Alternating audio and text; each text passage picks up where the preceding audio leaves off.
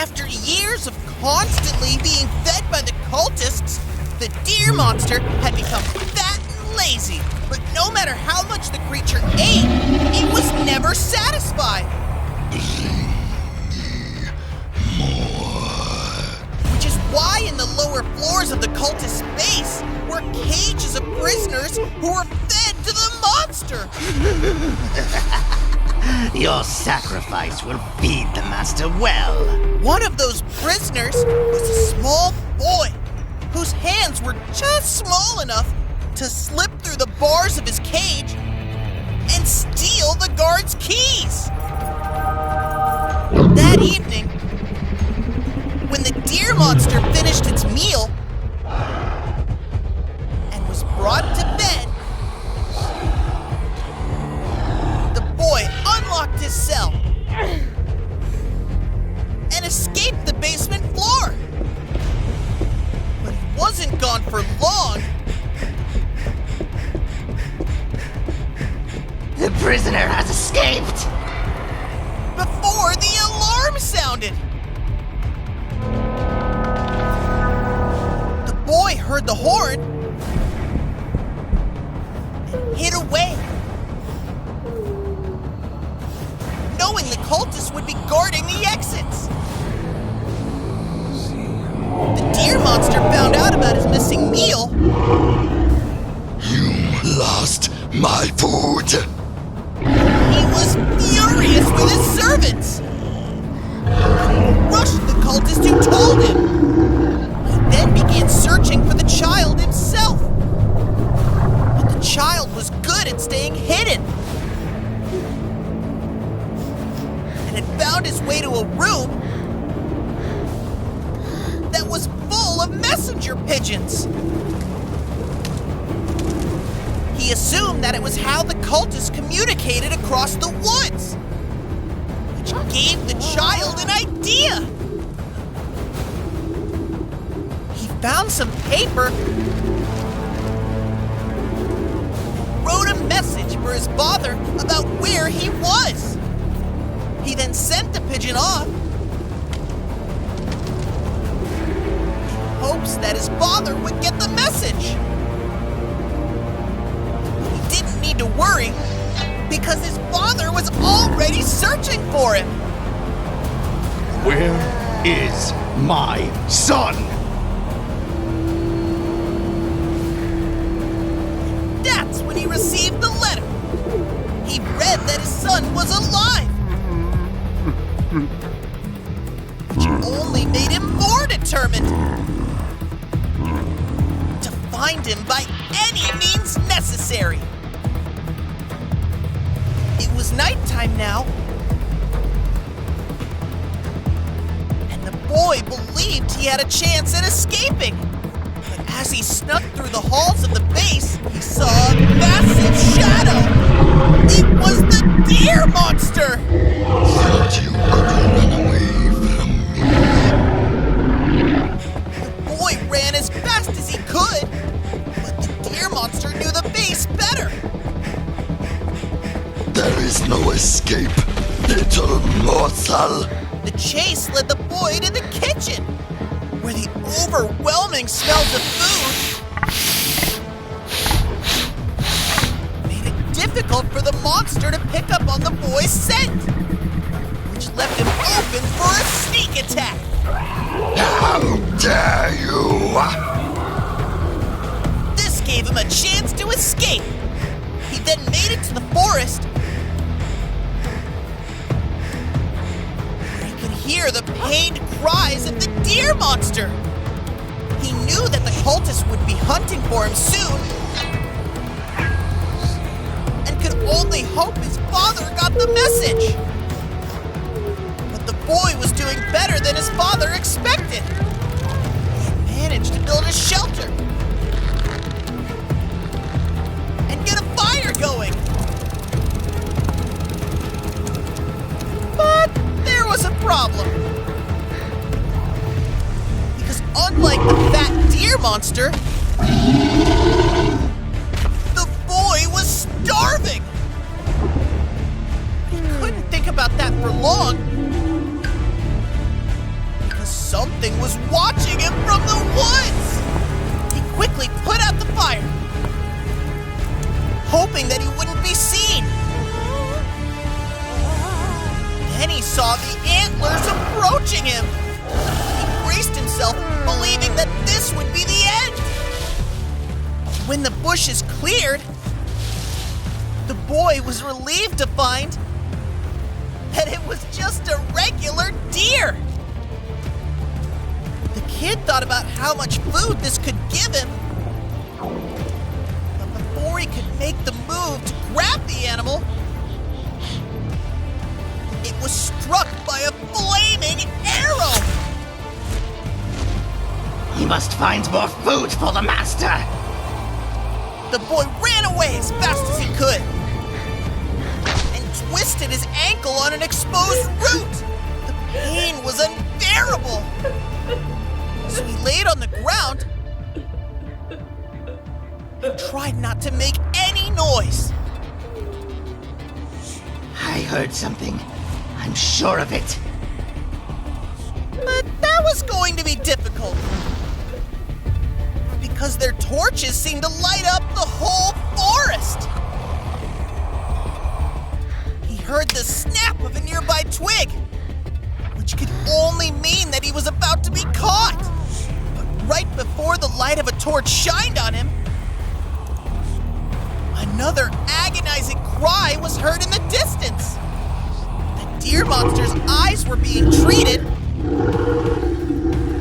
and it wasn't very happy about it. The cultists ran back with the deer they had hunted.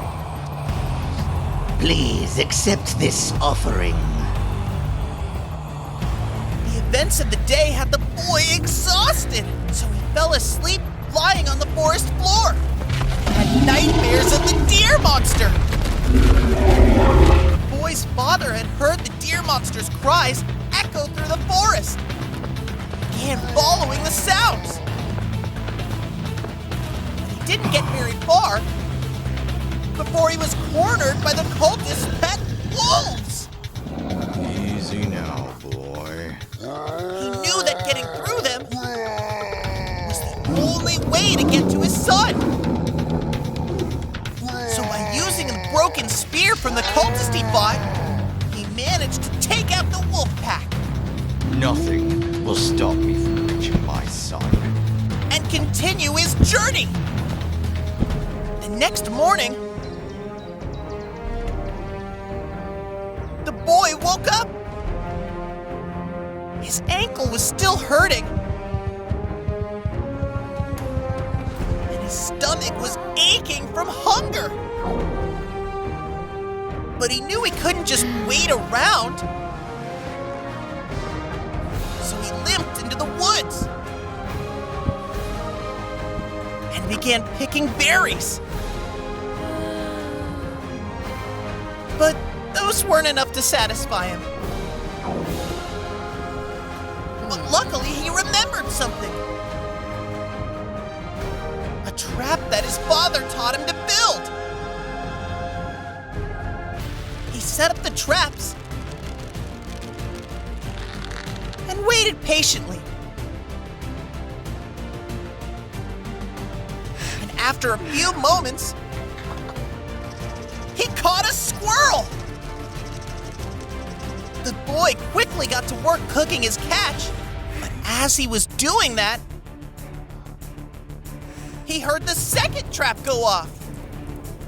He excitedly rushed over to see what he caught, but this time, it wasn't a squirrel that set it off. It was the deer monster itself! And it seemed fueled by revenge for what the boy had done to its eyesight. But since the boy's ankle was injured, he knew he wouldn't be able to run away this time. So he climbed a tree instead and watched as the deer monster discovered his camp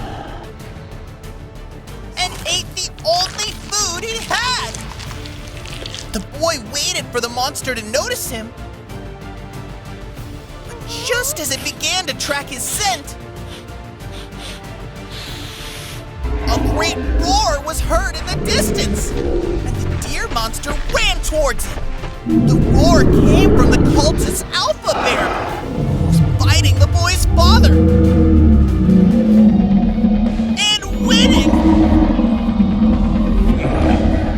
I won't give up. And with his last ounce of energy,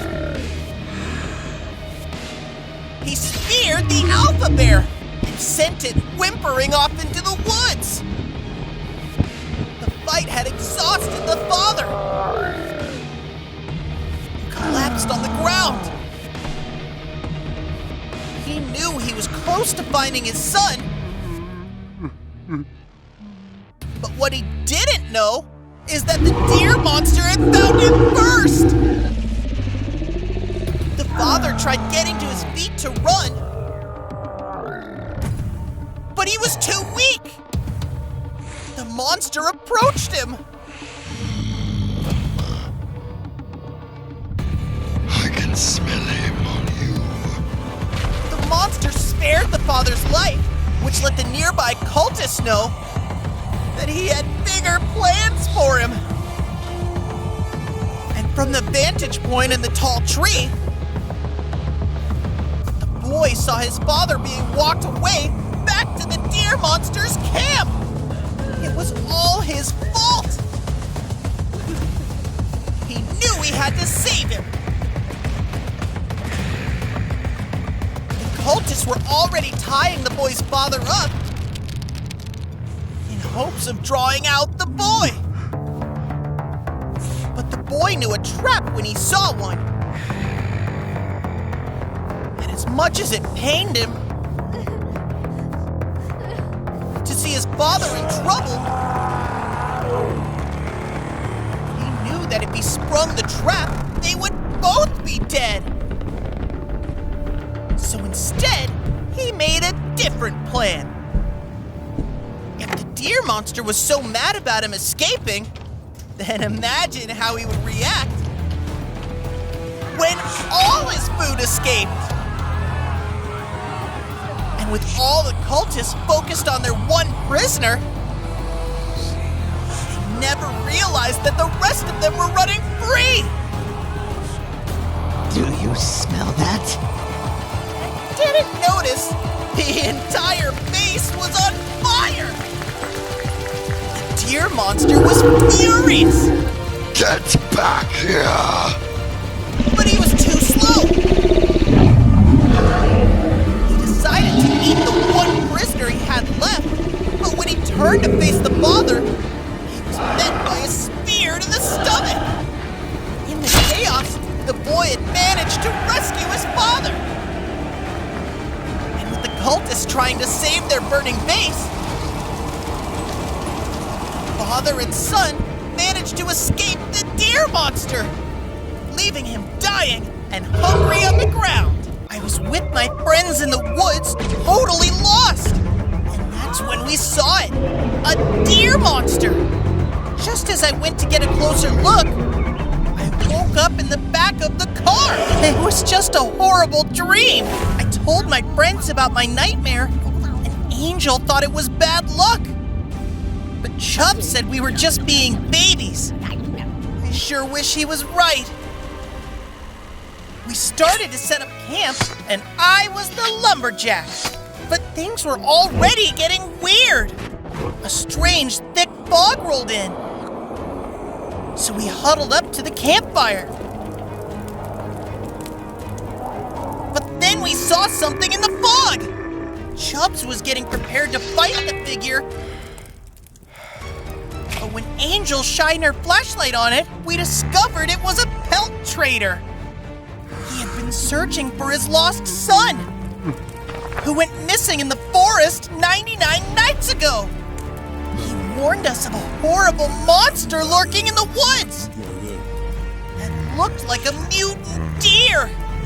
It was just like my nightmare. So when the trader left, I told everyone we had to leave right now. But Chubbs didn't want to go. He said the trader was probably just messing with us. We decided to call it a night there and had a peaceful sleep. But the next morning, Chubbs was making us breakfast when he saw something in the bushes. He went to go investigate, but he didn't come back. Angel and I figured he was pulling a prank, but as the sun got lower, we got really worried. We packed some supplies, and we went searching. As we looked, we stumbled across a creepy old cabin. It seemed to be abandoned, but we did find a revolver inside. Angel remembered what the fur trader said about the monster, so we took the revolver just in case. It's a good thing she did, too, because as we continued walking, it felt like something was watching us. Wasn't the deer monster. It was a pack of wolves!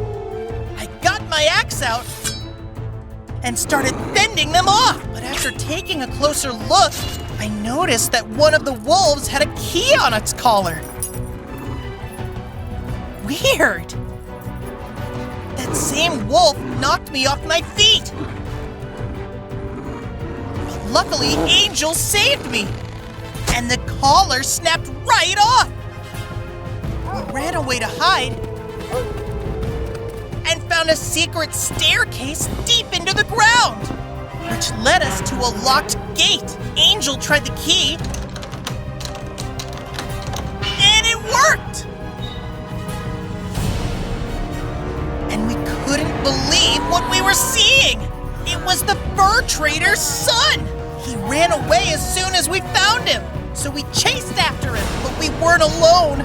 The strange cultists took our weapons and brought us to a clearing in the woods. They must worship the deer monster, and since we let their sacrifice escape,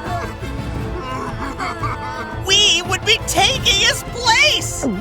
They started a big fire and began preparing us for the deer monster. But I wasn't going down without a fight.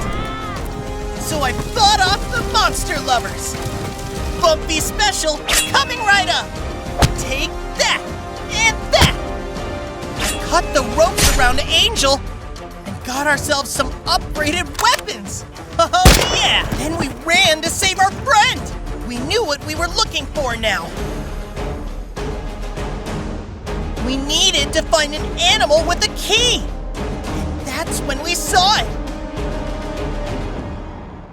An alpha bear! This wasn't going to be an easy fight, but it was the only way to get to Chubbs. So I ran at the bear with my axe. He swatted me away with ease.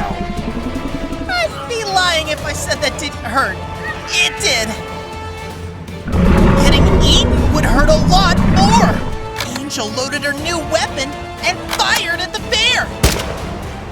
But its hide was like armor, and it charged at her next. She just lined up her next shot, but when she pulled the trigger, she realized she was out of ammo.